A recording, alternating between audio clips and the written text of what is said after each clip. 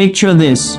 You're lying in bed at 11 p.m., scrolling your phone, and there's another headline about house prices or interest rates or some bloke on the news saying the market's about to crash. Your stomach drops a little. You think, right, I'll wait. I'll wait until things settle down. I'll wait until I've got a bit more saved up. I'll wait until the market looks safer. And that one decision, right there, in your bed, at 11 p.m., is going to cost you more than any market crash ever could. Here's the thing nobody tells you when you're starting out with money. Most Aussies think the smart move is waiting for the perfect moment to invest. Wait for the dip. Wait for the crash. Wait until you understand it better. Wait until you've got more cash behind you. But waiting is the trap. Waiting is the one habit that quietly wrecks more retirements than bad luck, bad jobs, or bad spending ever will. By the time you finish this, you're going to understand the one rule that separates the Aussies who retire comfortable from the ones still stressing about money at 65. And if you click away now, you're going to keep making the same mistake that's already cost you thousands, and it's going to keep costing you every single year you wait. Let's talk about Tom. Tom's 34, lives out in Western Sydney, got a mortgage, 2 kids, the usual. Every night after the kids go down, he opens his banking app and just stares at it. 4 grand sitting there, doing nothing. He knows he should invest it. His mate at work keeps going on about ETFs and index funds and compound interest. But every time Tom gets close to actually doing it, he checks the news first. And there's always a reason to wait. Rates are going up, rates are going down, inflation's high, there's a war somewhere, the market just had a bad week. So Tom waits. Every single time. Meanwhile, the bills keep coming. Groceries cost more than they did last year. The mortgage repayment jumped again after the last rate rise. Tom looks at that 4 grand sitting in his account and part of him thinks, maybe I should just keep it as a buffer. Maybe investing is something for people who already have their life sorted, not someone stressed about the weekly shop. That feeling is honest, and it's exactly what keeps so many Aussies stuck. Cost of living pressure makes waiting feel responsible. It feels like the safe choice. But sitting in cash, while everything around you gets more expensive, isn't safety, it's a slow leak. Because inflation chips away at that 4 grand every single year, it just sits there doing nothing. Now picture Sarah. She works in the same building as Tom, different floor. Sarah doesn't wait for anything. Every payday, $200 gets pulled out automatically and dropped straight into a simple index fund. She barely even thinks about it anymore, doesn't check the news first, doesn't wait for the right time. Same starting point, similar income, completely different result 20 years down the track.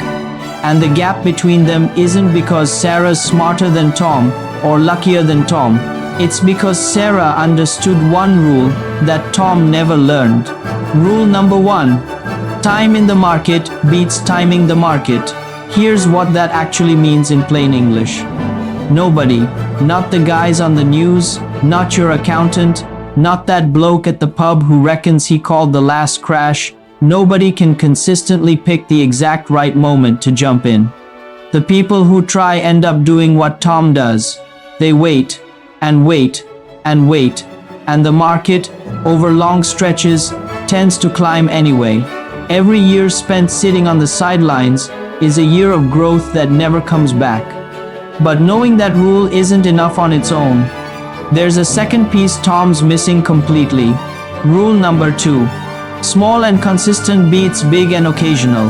This is where dollar cost averaging comes in. And don't let the fancy name scare you off, because the idea is dead simple. Instead of trying to save up one giant lump sum and throw it in at the perfect moment, you put smaller amounts in regularly. Every payday, every fortnight. Doesn't matter if the market's up or down that week, you just keep going. Some months you'll buy in when prices are a bit high. Some months you'll buy in when they're low. Over time it evens out, and more importantly, it gets you out of your own head. You're not gambling on being right about the market. You're just showing up over and over, like brushing your teeth. That's exactly what Sarah's been doing. $200 every payday, no drama, no second guessing. But here's the thing, because there's one more piece, and it's the one that actually turns those small regular amounts into real money. Rule number 3, leave it alone. This is the one that trips people up the most, even the ones who've nailed the first 2 rules. Because the moment the market wobbles, the moment there's a scary headline, the instinct kicks in to pull the money out. Protect it, play it safe. That instinct is exactly what wrecks the whole strategy. Picture Sarah during a rough patch, the kind where the news runs the same doom and gloom segment every night for a fortnight straight. Her balance dips. It doesn't feel great, watching a number you've worked hard for shrink on the screen, but she doesn't touch it. She doesn't check it 15 times a day. She just lets her automatic payment keep doing its thing, payday after payday, buying in while things are cheap, same as always.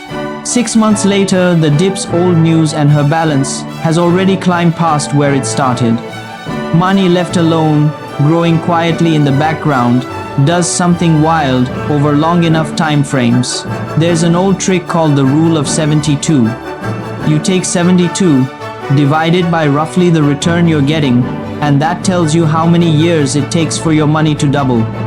At an average return around 7 or 8%, which is roughly what a diversified fund has done over the long run, your money doubles about every 9 or 10 years. Not because you did anything clever, just because you left it alone and let time do the heavy lifting.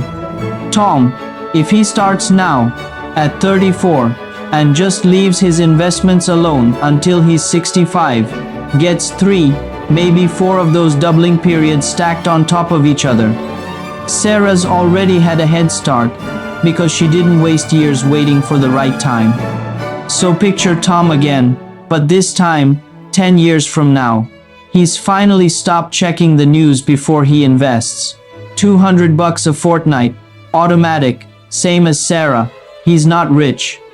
He's not showing off. But there's a number sitting in his portfolio that didn't exist before, quietly compounding while he's at work, while he's asleep, while he's at his kid's footy game, not thinking about money at all. That's what this rule actually buys you. Not stress, not stock picking, not staring at charts every arvo. It buys you the ability to stop thinking about money so much, because the system's already running in the background, doing its job. The Aussies who retire comfortable aren't the ones who picked the perfect stock or timed the perfect crash. They're the ones who started early, kept it boring, and left it alone long enough for the maths to work in their favor. Now, understanding this rule is one thing, but there's a second problem quietly eating away at almost every Aussie's investments and super, and most people have no idea it's even happening. It's hidden in the fine print. It doesn't show up on any statement in bold letters. And over 30 years, it can strip away more of your retirement than any market crash ever could. That's exactly what we're getting into next, so stick around for that one.